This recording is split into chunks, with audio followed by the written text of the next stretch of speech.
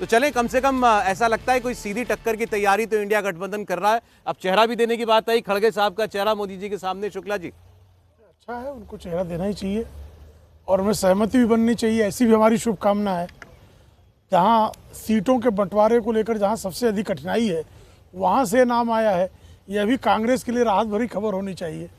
तो अच्छा है। और एक चीज़ और ध्यान रखिए आप कि जब पराजय का समय होता है तो दलित चेहरे को आगे करने की कांग्रेस की परंपरा है। जब राष्ट्रपति पद में वो जीत सकते थे तो प्रतिभा पाटिल, प्रणब मुखर्जी थे। जब हारने की बारी आई तो मीरा कुमार आ गई। यही इस बार भी हो रहा है।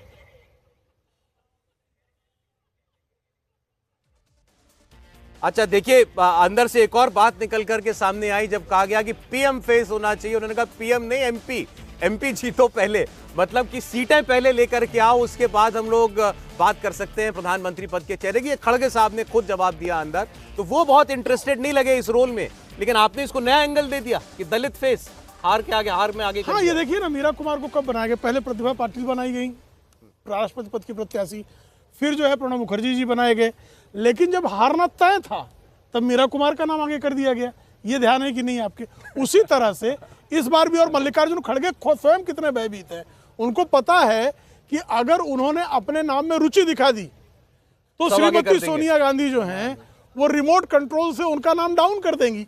चूंकि उनको अभी वो अध्यक्ष होने के बाद भी राहुल गांधी जब तक बैठ नहीं जाते, बेचारे आसन ग्रहण करने में भी उनको संकोच रहता है।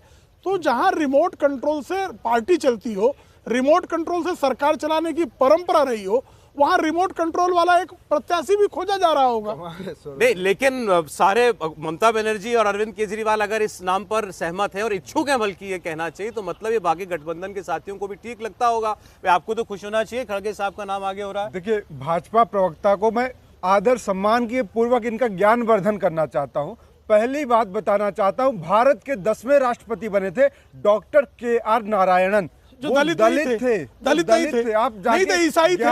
उनका अंतिम संस्कार ईसाई के रूप में हुआ। कैसे ईसाई थे, हालांकि हमने भी समर्थन किया था। देखिए, मैं बीच हालांकि हमने नहीं, सिर्फ आगे बढ़ता है। खड़गे साहब का नाम तो है ना। कबीर का अंतिम संस्कार कैसे किया गया था? हिंदू रीति से, मुसलमान रीति से। कबीर थे, यानी कोई धर्म नहीं थे। सुनिए, फिर दलित नहीं थे, ये कह रहे हैं। बीच में मत बोलिए भाई साहब, सिर्फ आपको जाके पढ़ लीजिएगा। बीच में बोलते हैं विद्वान प्रवक्ता है, लेकिन पता नहीं कहां से क्या करते। बात है कि आज इनको खुश होना चाहिए कि देश में अगर खड़गे जी का नाम आ रहा है, विपक्ष की तरफ से नाम आ रहा है, एकजुटता है, दिख रहा है, तो इनको तो दर्द होगा ही ना भाई। पीडीए की बात अखिलेश यादव करते हैं तो इनको दर्द होगा ही ना भाई, क्योंकि 80 हराव की बात वो करते हैं तो दर्द होगा ही ना भाई। हम जब कहते हैं कि सबके बदले एक उतारेंगे तो इनको दर्द होगा ही ना भाई। कोई खुश होगा अगर इनका नाम आगे होता है तो। पूरा विपक्ष, पूरा गठबंधन हमारे यहाँ राहुल जी भी उस मीटिंग में थे।